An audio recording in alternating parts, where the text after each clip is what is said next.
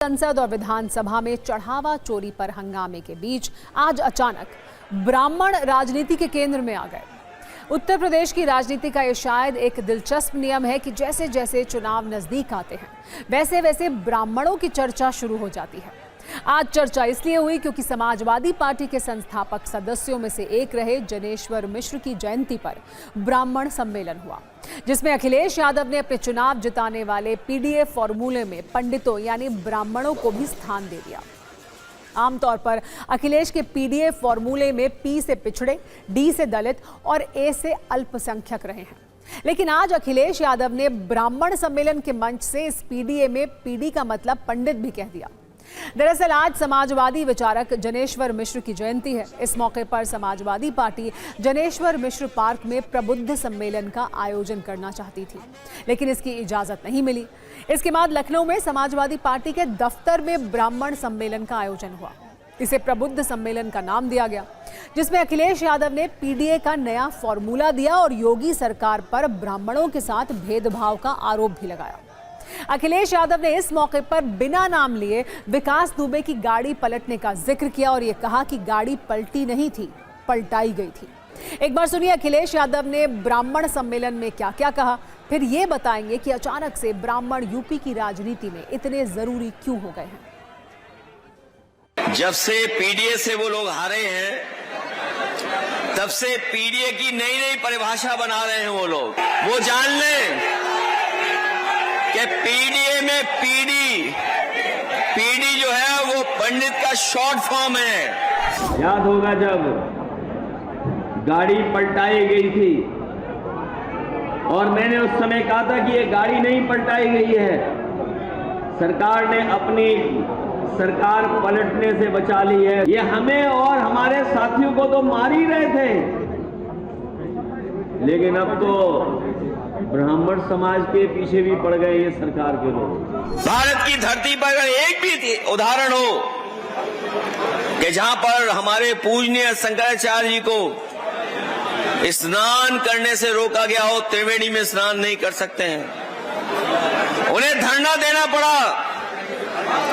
उन्होंने अपनी मांग रखी थी, मांगों को नहीं माना। जो हमारा सबसे बड़ा आत्मसम्मान होता है, जो एक ब्राह्मण समाज के लिए सबसे प्रतिष्ठित चीज है, धार्मिक चीज है, उन बटकों के साथ कितना अपमान इस सरकार ने किया वो कोई भूल नहीं सकता है। भगवान कृष्ण और सुदामा की दोस्ती आज की नहीं है, बताओ कितने हजार साल पुरानी है। किस युग की है दोस्ती कि दुनिया में ऐसी दोस्ती किसी के बीच नहीं है। अगर कोई दूसरा उदाहरण हो पूरे धरती पे तो हमें बता दो। समाजवादी पार्टी के ब्राह्मण महासम्मेलन पर बीजेपी हमलावर है। बीजेपी का कहना है कि समाजवादी पार्टी को ब्राह्मण समाज से कोई लेना देना नहीं है। इनकी सरकार में ब्राह्मणों का सबसे ज्यादा अपमान हुआ, ब्राह्मण इनके बहकावे में नहीं आने वाले हैं।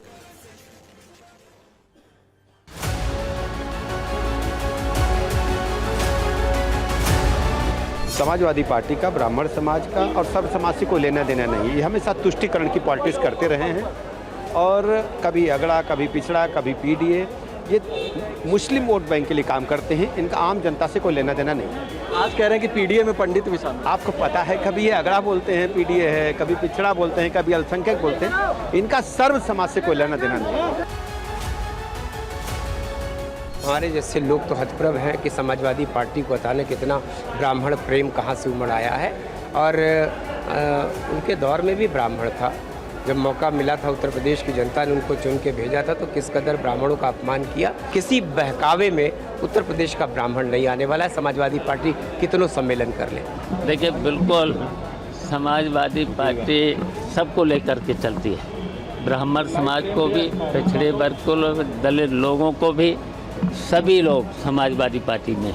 समाजवादी पार्टी के ऊपर समाज के किसी भी वर्ग को कोई एतबार नहीं है। समाजवादी पार्टी ने हमेशा नकारात्मक एजेंडे के साथ राजनीति की है और जनता समाजवादी पार्टी की असलियत को जानती है। सवाल यह है कि यूपी में अचानक सभी राजनीतिक दलों को ब्राह्मणों की चिंता क्यों होने लगी। दरअसल पिछले 2 विधानसभा चुनावों से ब्राह्मण वोटर बीजेपी के साथ हैं, लेकिन विपक्ष का दावा है कि अब वो बीजेपी से नाराज हो रहा है। इसकी बड़ी वजह है विश्वविद्यालय अनुदान आयोग यानी यूजीसी से जुड़ा विवाद। विपक्ष का दावा है कि इस मुद्दे ने शिक्षित सवर्ण वर्ग में असंतोष पैदा किया। दूसरी वजहों में प्रशासनिक स्तर पर कथित उपेक्षा को बताया जा रहा है। विपक्ष आरोप लगाता रहा है कि थाना पोस्टिंग, प्रशासनिक निर्णयों और स्थानीय सत्ता संरचना में ब्राह्मण समाज की पहले जैसी भागीदारी नहीं रही है। खुशी दुबे का मामला और ब्राह्मण समाज के लोगों की निर्मम हत्या ने भी लोगों को नाराज किया।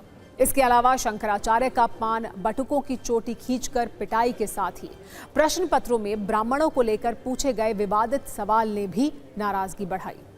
घूसखोर पंडित फिल्म से भी ब्राह्मण समाज का एक तबका नाराज रहा। अब जब 2027 के विधानसभा चुनाव में मात्र 6 महीने का वक्त बचा है, तो हर दल ब्राह्मणों के करीब आना चाहता है। उत्तर प्रदेश में करीब 14% ब्राह्मण वोटर हैं। 60 सीटों पर इनकी आबादी निर्णायक है, जबकि 100 सीटों पर इनका अच्छा खासा प्रभाव है। अवध और पूर्वांचल के कई जिलों और विधानसभा क्षेत्रों में इनका प्रभाव 15% से भी अधिक है। कई जगहों पर इनकी आबादी कम भी है, तो भी ये दूसरे समाज के वोटरों में काफी प्रभाव रखते हैं। वैसे तो भारत में 1931 के बाद जातीय जनगणना नहीं हुई है, इसलिए आधिकारिक रूप से ये नहीं कहा जा सकता है कि यूपी में ब्राह्मणों की आबादी कितनी है, लेकिन ज्यादातर मीडिया रिपोर्ट में 14% ब्राह्मण आबादी मानी जाती है। ऐसी स्थिति में कोई दल 14% वोटरों को छोड़ने का राजनीतिक रिस्क नहीं ले सकता। इसलिए समाजवादी पार्टी ने ब्राह्मणों तक पहुंच बनाने की कोशिश शुरू कर दी है। उत्तर प्रदेश की राजनीति में ब्राह्मण वोटों का महत्व पिछले 2 दशकों के चुनावी नतीजों में साफ दिखाई देता है, जिसकी शुरुआत मायावती की सोशल इंजीनियरिंग से हुई थी। मायावती ने तब दलितों के साथ ब्राह्मणों को जोड़ने की कोशिश की थी। ये कोशिश कामयाब भी रही थी। 2007 के विधानसभा चुनाव में बहुजन समाज पार्टी की सोशल इंजीनियरिंग रणनीति सफल रही। बीएसपी ने 86 ब्राह्मण उम्मीदवारों को टिकट दिया, जिनमें से 41 प्रत्याशी चुनाव जीतकर विधानसभा पहुंचे। इसी चुनाव में मायावती के नेतृत्व में बीएसपी ने पूर्ण बहुमत की सरकार बनाई। जो काम मायावती ने 2007 में किया, 2012 में वही काम समाजवादी पार्टी ने किया। 2012 के विधानसभा चुनाव में समाजवादी पार्टी ने 45 से ज्यादा ब्राह्मण उम्मीदवारों को टिकट दिया, जिनमें से 21 ब्राह्मण प्रत्याशी चुनाव जीते। ये समाजवादी पार्टी के लिए ब्राह्मण विधायकों की सबसे बड़ी संख्या थी और इसी चुनाव में पार्टी ने सरकार बनाई। 2017 के विधानसभा चुनाव में कुल 56 ब्राह्मण विधायक चुने गए। इनमें से 46 विधायक भारतीय जनता पार्टी के टिकट पर जीतकर विधानसभा पहुंचे। इसी चुनाव में बीजेपी ने प्रचंड बहुमत के साथ सरकार बनाई। 2022 के विधानसभा चुनाव में भी बड़ी संख्या में ब्राह्मण मतदाता बीजेपी के साथ बने रहे। बीजेपी के 46 ब्राह्मण कैंडिडेट चुनाव जीतकर विधानसभा पहुंचे और बीजेपी ने लगातार दूसरी बार उत्तर प्रदेश में सरकार बनाई। इन आंकड़ों को देखकर कहा जा सकता है कि यूपी में जिस तरफ ब्राह्मणों का झुकाव हुआ है, उस पार्टी ने चुनावों में अच्छा स्कोर बनाया है। अगर पिछले विधानसभा चुनाव की बात करें तो ब्राह्मण वोटरों का रुझान काफी हद तक बीजेपी के पक्ष में रहा है। CSDS लोकनीति के सर्वे के मुताबिक 2022 के उत्तर प्रदेश विधानसभा चुनाव में करीब 89% ब्राह्मण मतदाताओं ने बीजेपी गठबंधन को वोट दिया था, जबकि 2017 के यूपी विधानसभा चुनाव में करीब 83% ब्राह्मण वोटरों ने बीजेपी को चुना था। यूपी की राजनीति में ब्राह्मणों की भागीदारी की बात करें तो राज्य में अब तक 6 ब्राह्मण मुख्यमंत्री बने हैं और वो कुल 10 बार मुख्यमंत्री पद पर रहे हैं।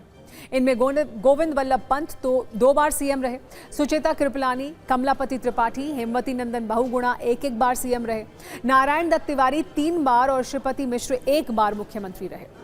दिलचस्प बात यह है कि ये सभी 6 ब्राह्मण मुख्यमंत्री कांग्रेस से थे, यानी आजादी के बाद लंबे समय तक उत्तर प्रदेश की राजनीति में कांग्रेस के दौर में ब्राह्मण नेतृत्व का दबदबा रहा। हालांकि 1989 के बाद उत्तर प्रदेश में आज तक कोई भी ब्राह्मण मुख्यमंत्री नहीं बना। इसके बाद प्रदेश की राजनीति का केंद्र मंडल, कमंडल और क्षेत्रीय दलों की ओर शिफ्ट हो गया, जिसमें पिछड़े वर्ग, दलित और अन्य सामाजिक समीकरण ज्यादा प्रभावी हो गए। ऐसे में ब्राह्मण राजनीति सत्ता के शीर्ष नेतृत्व से ज्यादा चुनावी समीकरणों का हिस्सा बनकर रह गई। बीजेपी के 4 नेता यूपी में मुख्यमंत्री रहे हैं, जिसमें 1 लोध, 1 वैश्य और 2 राजपूत समाज से सीएम बने।